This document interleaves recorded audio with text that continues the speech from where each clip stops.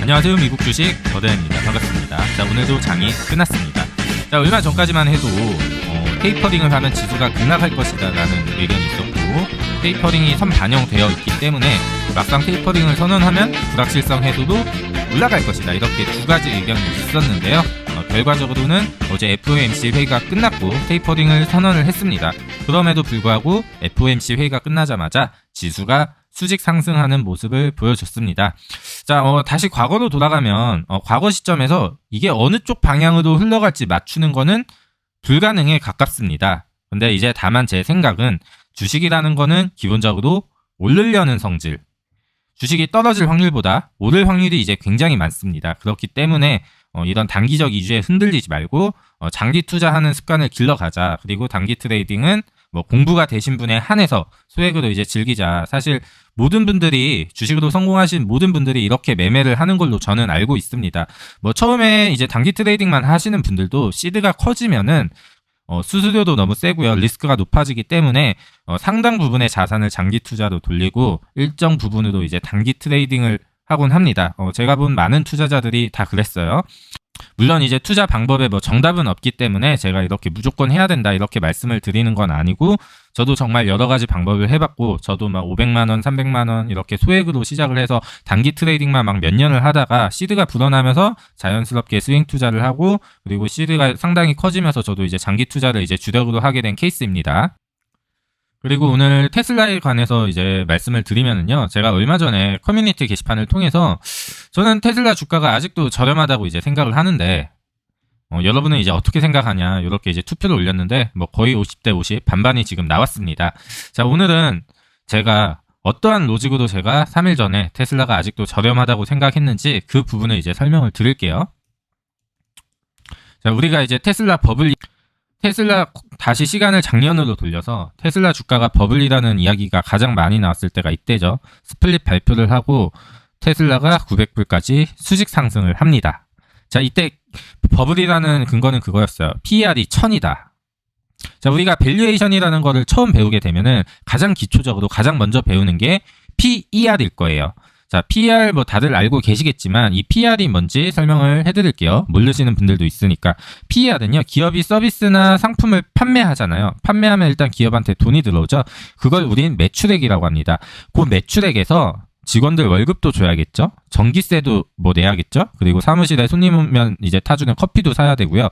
그리고 테슬라가 기가베를린 이렇게 공장을 짓잖아요.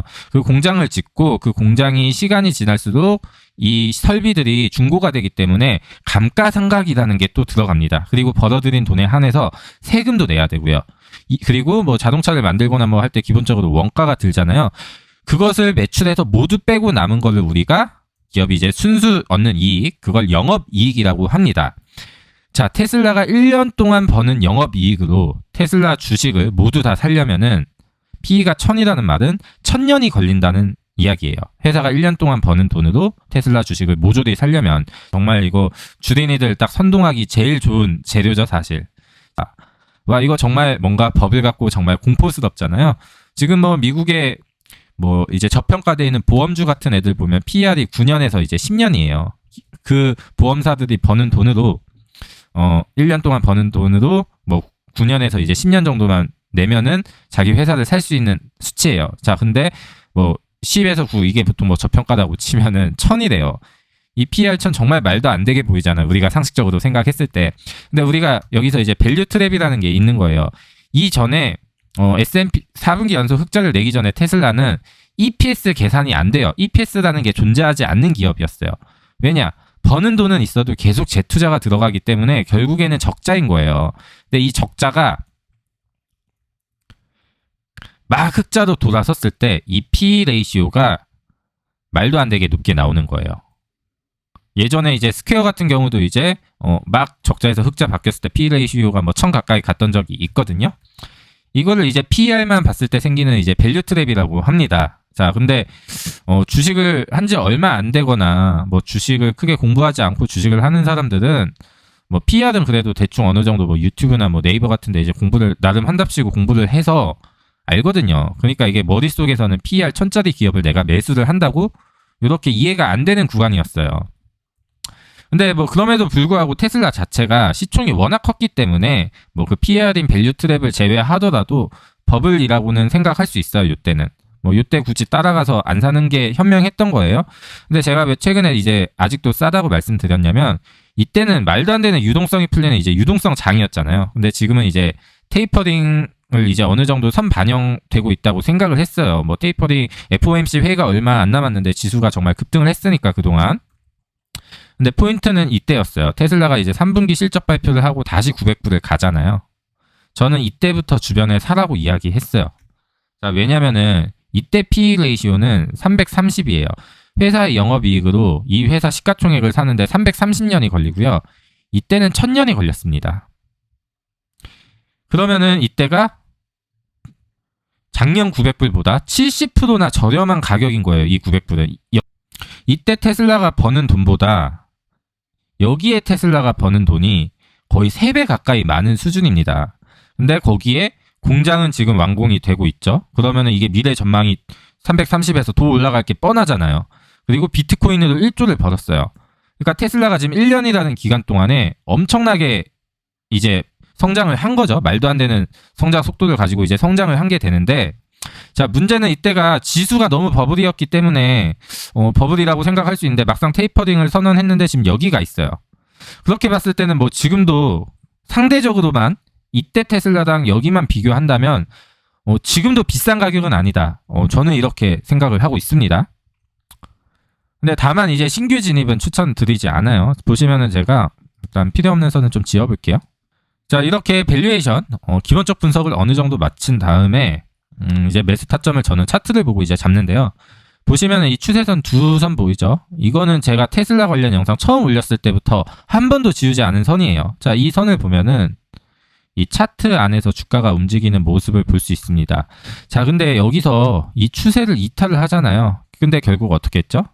다시 추세 안으로 들어오는데요. 결국에는 이 추세선 안에서 반등을 하는 모습을 볼 수가 있죠. 근데 여기 이제 뭐 어떤 사건이 있었죠. 뭐 지수가 내리든 이때 뭐였죠? 아무튼 기억은 안 나는데 어떤 사건에 의해 추세를 이탈하고 또 새로운 추세선이 생긴 거예요. 새로운 추세선이 생겼는데 지금 이번에 실적 발표하면서 원래 기존에 있는 추세로 들어왔잖아요. 제가 현금이 있었으면 여기서 다시 샀을 겁니다. 한 주라도. 그리고 지금은 기존의 추세선 상단에 와 있잖아요. 그렇기 때문에 단기적으로는 밑으로 갈 확률이 많다. 그리고 이탈을 만약에 하게 된다면 이탈을 하고 나서 새로운 추세선을 또 만들 가능성은 충분히 있지만 주식은 역사가 항상 반복되거든요. 이 전력이 있기 때문에 조금 새로운 추세선이 생길 거라는 신뢰도는 지금으로서는 조금 낮은 편이고요. 지금 RSI도 자, 이때 보시면은 이때 급락하기 전에 RSI가 83이었잖아요. 근데 지금 RSI가 뭐 87이에요. 그래서 만약에 여기서 이 추세선 상단을 넘어서 진출을 하게 되면 이때랑 이제 또 너무 비슷한 상황이 되거든요. 그래서 사실 지금은 이제는 신규 매수는 좀 부담스러운 영역이라고 보여집니다. 그럼에도 불구하고 만약에 매수를 하고 싶다면은 꼭 주식이 떨어졌을 때 추가 매수하고 물 타가지고 기다리세요. 왜냐하면 지금 타면은 지각을 하신 거기 때문에 지각비라는 걸 내실 각오를 하셔야 됩니다. 이거 반드시 명심하고 지금이라도 올라타고 싶은 분들은 올라타고 몇 년이고 물 타가지고 내가 이 평단을 쫓아갈 각오를 하셔야 됩니다. 그렇게 각오를 하고 그런 시점에서 봤을 때는 저는 아직 테슬라 매수는 유효하다 이렇게 말씀을 드리고 싶습니다.